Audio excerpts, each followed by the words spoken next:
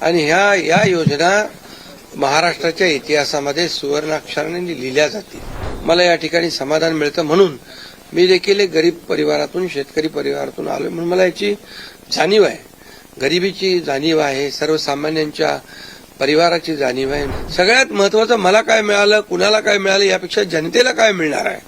महाराष्ट्रातल्या जनतेने भरभरून मतदान केलेलं आहे की आतापर्यंतच्या इतिहासात कधीही न झालेली कल्याणकारी योजनांचा निर्णय महायुतीच्या सरकारने अवघ्या 2.25 वर्षात घेतला।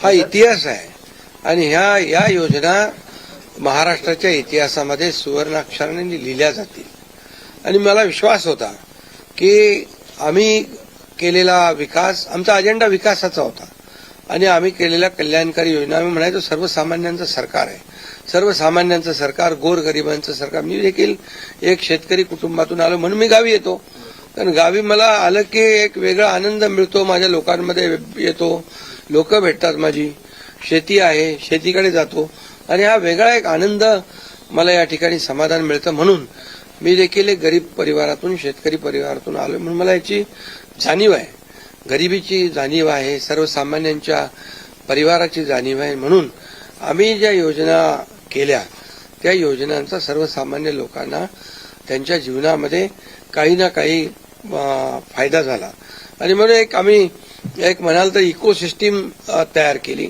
प्रत्येक परिवारातल्या माणसाला, मग त्याचा मुलीचा जन्म झाला, मुलगी असेल, लाडकी बहीण असेल, लाडका भाऊ असेल, युवा प्रशिक्षण स्टायपंड आणि शेतकऱ्यांच्या योजना, या सगळ्या म्हणजे लाडकी बहीण, लाडका भाऊ, लाडका शेतकरी, लाडका ज्येष्ठ, हे सगळे आमचे जे आहेत ह्या सगळ्या साठी आम्ही केल्यानंतर लोकही म्हणायला लागले आपलं सरकार लाडकं सरकार। आणि मला विश्वास होता की या निवडणुकीमध्ये प्रचंड यश मिळेल। आम्ही ज्या योजना केल्या त्याचं प्रतिबिंब या निवडणुकीमध्ये पाहायला मिळालं आणि तसंच्या तसं आतापर्यंतच्या इतिहासामध्ये एवढ्या मेजॉरिटीने महायुतीला जे यश मिळालं ते कधीच मिळालं नव्हतं। मोठ्या प्रमाणात अशी मागणी आहे की तुम्ही मुख्यमंत्री व्हावं, अशा प्रकारची खूप मागणी आहे, नेमकं काय ठरलंय याचीही उत्सुकता नाही। यामध्ये बघा साहजिक आहे, जनतेच्या मनामध्ये मी जे काम केलं, मुख्यमंत्री, जनतेचा मुख्यमंत्री, मी कॉमन मॅन म्हणून जे काम केलं, मी म्हणायचो सीएम म्हणजे चीफ मिनिस्टर नुसतं नाही तर कॉमन मॅन, आणि कॉमन मॅन समजून मी काम केल्यामुळे कॉमन मॅनच्या ज्या अडचणी आहेत, दुःख आहेत ते मी समजून घेऊन सोडवण्याचा प्रयत्न केला। त्यामुळे साहजिक आहे लोकांची भावना, पण आणि त्याबरोबर मुख्यमंत्री म्हणून माझ्या नेतृत्वाखाली निवडणुका झाल्या, माझे दोन्ही उपमुख्यमंत्री सोबत होते, सर्व सहकारी सोबत होते आणि मिळालेले यश हे अतिशय प्रचंड आहे। आणि यामध्ये मी म्हणूनच याच्यामध्ये कोणाचाही संभ्रम नको म्हणून मागच्या आठवड्यामध्ये मी प्रेस कॉन्फरन्स घेतली। आपल्याला माहित आहे की यामध्ये आदरणीय प्रधानमंत्री नरेंद्र मोदीजी, आदरणीय अमितभाई शाह गृहमंत्री, भाजपाचे अध्यक्ष आणि हे सर्व निर्णय घेतील मुख्यमंत्री पदाबाबतचा, तो मी सांगितलं त्याला पूर्ण शिवसेनेचा पाठिंबा आहे, माझा पाठिंबा आहे। त्यामुळे आता कुठं काही असं किंतु परंतु कोणाच्या मनामध्ये नसावा।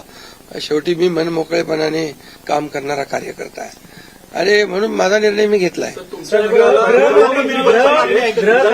सभापती पद पाहिजे म्हणून एकनाथ शिंदेचे प्रेशर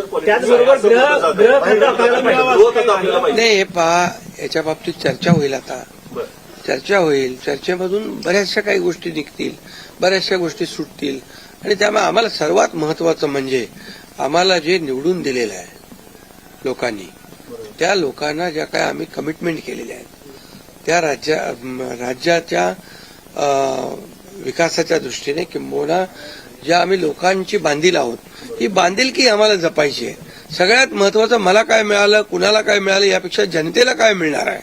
महाराष्ट्रातल्या जनतेने भरभरून मतदान केलेलं आहे, मतांचा वर्षाव केला आहे। आता त्यांना आम्ही आमच्या पद्धतीने जे देण्याचा प्रयत्न होणार आहे, त्यामुळे यामध्ये लोकांच्यासाठी जे करायचं आहे ते आम्ही करणार आहोत। उपमुख्यमंत्रिपदासाठी श्रीकांत शिंदेचं नाव समोर येते आपल्या गटाकडनं, ही गोष्ट खरी आहे का? नाही, बघा चर्चा अजून सुरू आहेत, चर्चा खूप आता तुम्हीच चर्चा करत असता पत्रकार तुमच्या चर्चा खूप जास्ती असतात त्यामुळे तुम्हाला एकच सांगतो मी माझ्या प्रश्नाचं उत्तर राहिले. तुम्हाला एकच सांगतो या सर्व चर्चा आहेत. आता एक बैठक आमची अमित भाईंच्या बरोबर झालेली आहे, दुसरी एक बैठक आमची होईल तिघांची, आणि त्या बैठकीमध्ये खूप साधक बाधक चर्चा होईल आणि त्यामधून योग्य तो निर्णय या महाराष्ट्राच्या हिताचा. बघा, आमच्यामध्ये तुम्हाला मी सांगतो, या जनतेने आम्हाला भरभरून दिलेलं आहे. जनतेला असं वाटता कामा नये की आम्ही सत्ता दिली, सरकार म्हणजे एवढी मेजॉरिटी दिली, आता चांगलं सरकार स्थापन व्हावं, जी अपेक्षा जनतेची आहे ती आम्ही पूर्ण करणार. आणि आम्हाला जनतेबरोबर आम्ही उत्तरदायित्व आहोत. त्यामुळे लोक काय बोलतात, विरोधक काय, आता विरोधकांना काय काम राहिलंय का, काय राहिलंय बाकी? सध्या ईव्हीएम चालले ते. आता जे काय आता ईव्हीएम म्हणजे आता याच्यामध्ये मी एकच तुम्हाला सांगतो की आमच्यामध्ये कुठलाही काही समन्वयाचा अभाव नाही. समन्वयाने काम सुरू. मी तर माझी जाहीर भूमिका परत मला मांडण्याची गरज नाही. मी तर बुधवारी जो प्रेस कॉन्फरन्स घेतली त्यात सगळी भूमिका स्पष्ट मांडलेली आहे.